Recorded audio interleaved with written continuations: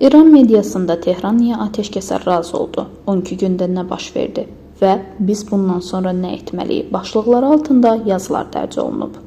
Məqalədə qeyd edilir ki, müharibənin ilk zərbəsində daxildəki geniş miqyaslı sabotaj və İsrailin intensiv hava hücumları nəticəsində İranın uzaq və orta mənzilli hava hücumundan müdafiə sistemlərinin əksəriyyəti sıradan çıxarılıb. Müharibənin 2-ci və ya 3-cü günündən etibarən İsrail demək olar ki, İranın hava məkanında tam sərbəst hərəkət edirdi. Əvvəl qərbdə, sonra isə tədricən mərkəzə doğru. Bir müddət pilotsuz uçuş aparatlarının da sərbəst hərəkət etdiyini gördük ki, bu da vəziyyətin nə qədər pis olduğunun göstəricisidir. Hava üstünlüyü raket məsələsini başa düşmək üçün əsas amildir. İranın hələ də on minlərlə ballistik raketi və yüzlərlə buraxıcı qurğusu var.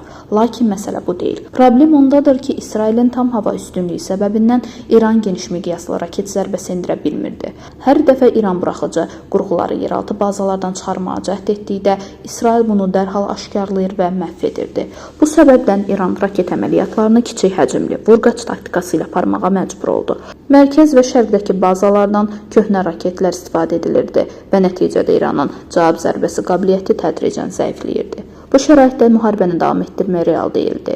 İlk günlərdən etibarən real çəkindirmə faktoru artıq yox idi. Gündə 10-20 raket atmaq daha böyük hərbi məqsəd olmadığı halda sadəcə israf idi. Hərbi baxımdan İsrail aydındır ki, qalibdir və bunu gözəlləşdirməyə ehtiyacı yoxdur. Siyasi baxımdan isə İsrail uduzub. Əsas məqsədlər reallaşmadı. İran İslam Respublikası hələ də ayaqdadır. Nüvə proqramı davam edir.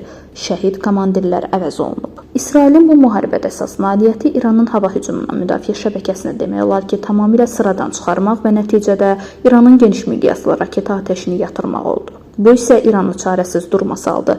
Çünki eskalasiyaya cavab vermə imkanı qalmadı. İsrail nə edəcək? İsrail bu atəşkəsdən istifadə edib yenidən silahlanacaq, növbəti müharibəyə və daha çox təcavüzə hazırlaşacaq. Onlar əslində istədikləri əsas məqsədə, rejim dəyişikliyinə mərhələli şəkildə irəliləməyə çalışacaqlar. Hətta Livan modelini İranda tətbiq etmək də ehtimal olunur. Yəni atəşkəs dövründə İranda hədəfli hücumlar həyata keçirmək, amma buna cavab almamaq. Bəs İran nə etməlidir?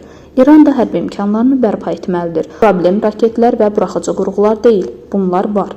İran qərbdə dağıdılmış raket bazalarının tunellərini bərpa edəcək və Təbriz istisna olmaqla demək olar ki, bütün raket bazaları yenidən fəaliyyətə başlayacaq. Lakin hava hücumundan müdafiə şəbəkəsi artıq yoxdur. Bu halda eyni ssenari yenidən təkrarlanacaq. İran bu atəşkəsin bir tərəfli olmamasını təmin etməli, imkanlarını bərpa etməli və yeni İsrail təcavüzlərinin qarşısını alacaq mexanizm yaratmalıdır.